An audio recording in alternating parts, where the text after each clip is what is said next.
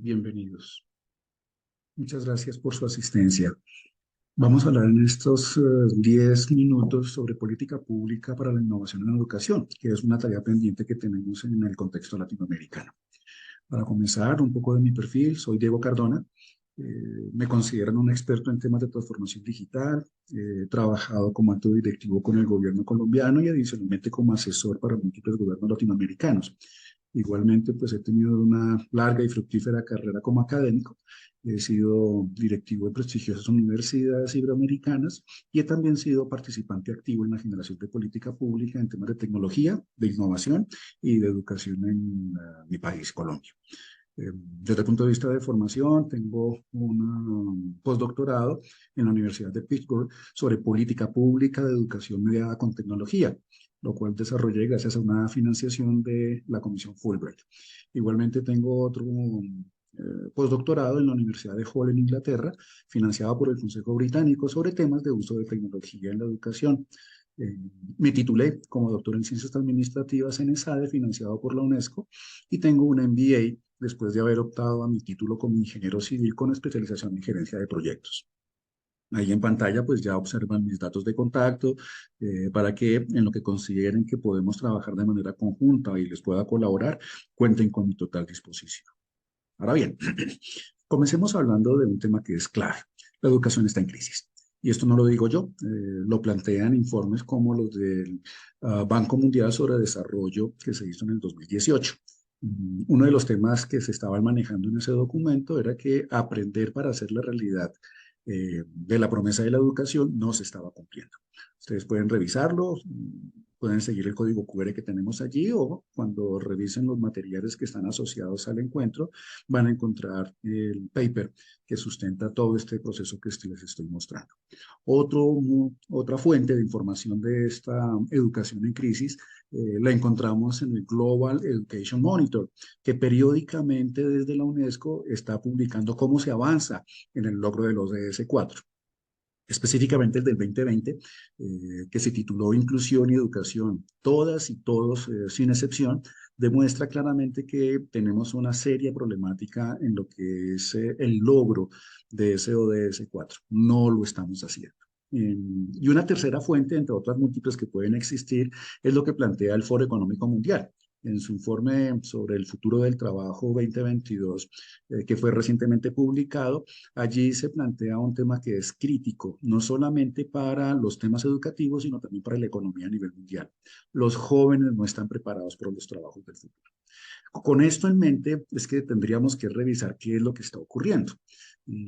Pues ahí hay un tema muy interesante relacionado con lo que es la evolución de la sociedad versus la evolución del sistema educativo, con el cual estamos supuestamente entregándole las competencias necesarias a la sociedad para que los individuos, nosotros, seamos pertinentes en un entorno tan cambiante como el que estamos viviendo.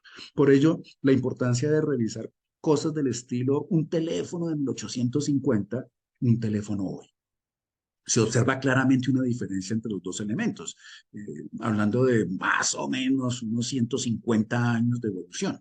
Miremos un vehículo, un carro, un coche de finales del siglo XIX y uno hoy. Nuevamente, se puede observar claramente una evolución. Miremos una clase de más o menos finales del siglo XIX y no es tampoco muy diferente a la que podríamos tener a principios del milenio anterior. Y fijémonos una clase el día de hoy. Básicamente lo mismo. Con lo cual uno podría concluir, siendo exagerados y coloquiales, no hemos tenido evolución en el sistema de educación. Así que hay que tener muchísimo cuidado con cómo va la sociedad y cómo va el sistema educativo. Ahora bien, es interesante también revisar por qué la evolución es importante. Hay que generar revoluciones, hay que generar transformaciones, hay que generar disrupciones. Y eso está fundamentado sobre la posibilidad de generar innovaciones. Pero para poder innovar es fundamental crear cosas, inventar cosas. Y eso solamente es posible gracias a procesos de actividad intelectual que corresponderían a la investigación. Ahora, porque es posible que la sociedad, nosotros, los que estamos en el ámbito educativo o en cualquier entorno del proceso productivo, tengamos esta capacidad. es que somos creativos, es que es esa habilidad humana que tenemos todos para poder solucionar problemas. Así que nos enfrentamos a una situación complicada y es que la educación en la cual estamos inmersos todos los que nos conectamos en este Congreso no está cumpliendo su tarea. Y dado que no está cumpliendo su tarea, ¿qué hacemos? Allí, pues entonces tenemos que entrar a revisar temas que son claves. Y es que el éxito pasado no puede asegurarnos el éxito futuro. Y esto no solamente en el ámbito educativo, también en cualquier entorno económico. Miren, hay grandes gigantes caídos. Por ejemplo, Panam, la aerolínea más grande del mundo que hoy no existe. Y si ustedes les preguntan a gente joven que si conocen ese logotipo, un porcentaje muy importante ni siquiera tiene en su memoria que Panam fue la aerolínea más grande del mundo. Hoy no existe. Muchos de nosotros vivimos a Blockbuster. Hoy no existe, habiendo sido el dueño y señor de las videotiendas. Cuando íbamos a la videotienda a sacar el VH o a sacar el beta, y hoy no existe. O cosas tan interesantes como Kodak, que fue el creador de su propia perdición, porque la cámara digital fue creada, fue patentada por Kodak. Y sin embargo no se dieron cuenta de que ese éxito que tuvieron durante muchísimos años no les iba a permitir seguir siendo pertinentes, seguir siendo exitosos. Lo importante es que tengamos una serie de modelos disruptivos, que hagamos uso de todo lo que nos está entregando la sociedad, en particular los avances digitales, los avances tecnológicos. Miren, lo que hizo Uber. Uber cambió por completo el modelo de negocio del transporte individual público, gracias al uso de tecnología. O lo que hizo Netflix, que acabó con Blockbuster. Y lo que hizo fue empezar a utilizar un modelo de negocio radicalmente diferente basados en tecnología. Y ni qué decir de Airbnb, que es la empresa de hospedaje más grande del mundo y no tiene ni una sola habitación dentro de su estructura. Están haciendo uso de tecnología, están haciendo un aprovechamiento de lo que se denomina economía colaborativa, se han dado cuenta de lo que el entorno les entrega y han podido aprovecharlo. Esos modelos disruptivos son fundamentales. En educación se han dado algunos pinitos, se han dado algunos proyectos que son maravillosos. Por ejemplo, el proyecto Minerva. Ben Nelson, que estudió en las grandes universidades norteamericanas, se dio cuenta que lo que recibió en su momento en ese tipo de universidades, como pueden ser Harvard o pueden ser MIT, no le estaba sirviendo y se dio cuenta que la sociedad eso no le servía. Así que creó un proyecto formativo, educativo, que ha trascendido y que está aprovechando ese espacio que se está dejando por parte de los sistemas tradicionales. Ni qué decir de Singularity University. Ray Kurzweil desde Google, conociendo todos los temas tecnológicos, asociado con la NASA, imaginen el socio que se consiguió, está trabajando de manera muy marcada en innovación, en poder entregarle a la sociedad unas condiciones, unas habilidades, unas competencias que lo hagan altamente pertinente. O miren una cosa que también creo que todos conocemos, Coursera. Y no vayamos muy lejos, aquí en Latinoamérica, Platzi, con casi 2 millones de estudiantes. ¿Qué institución de educación superior en Latinoamérica no quisiera tener 2 millones de estudiantes? Pero para ello es fundamental que asegurar que lo que tenía en el pasado, como no me va a ser exitoso en el futuro, deberíamos generar procesos de innovación, de cambio, de revolución. Ahora, lo que está ocurriendo tradicionalmente es que la innovación, el uso de tecnologías, las revoluciones van a unas velocidades muy altas, mientras que los procesos de reglamentación de esas innovaciones van muy rezagadas. Ejemplos tristes como por ejemplo Napster. Napster en la década de los 90 tenía una tecnología maravillosa para poder transmitir archivos. Estamos hablando de la prehistoria del Internet y tuvo que cerrar por problemas legales. La normativa se quedó retrasada o en muchos de nuestros países latinoamericanos Uber está declarada como ilegal cuando está haciendo un ejercicio de uso de tecnología que claramente está impactando dentro de las estructuras económicas de nuestros países y la reglamentación en algunos países no le permite operar correctamente.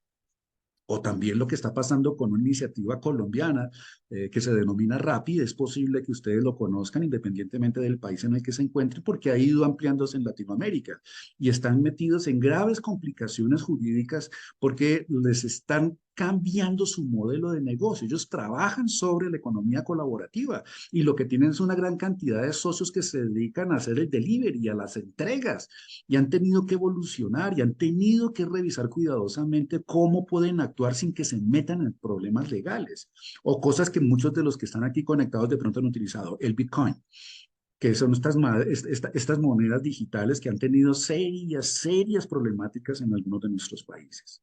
En conclusión, la reglamentación va muy por detrás de las innovaciones y eso nos está pasando en el sector de la educación superior.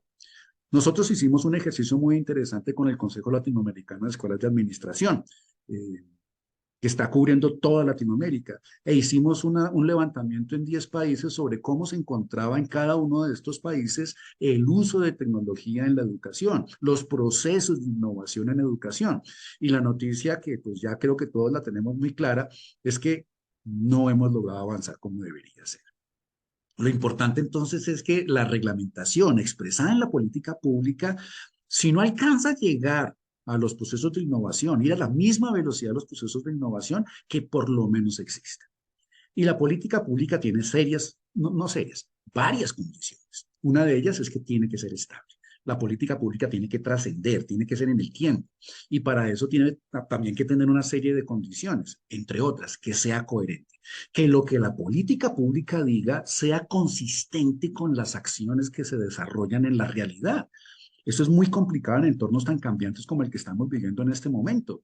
También tiene que ser de una altísima eficiencia, es decir, que haga un uso óptimo de los recursos disponibles. El sistema de educación latinoamericano en todos nuestros países tiene una gran cantidad de infraestructura, de recursos, de elementos que se utilizan para poder proveer ese servicio tan importante que es darle empoderamiento a la sociedad, que les entreguemos las habilidades, las competencias, los conocimientos que los van a ser pertinentes en el futuro.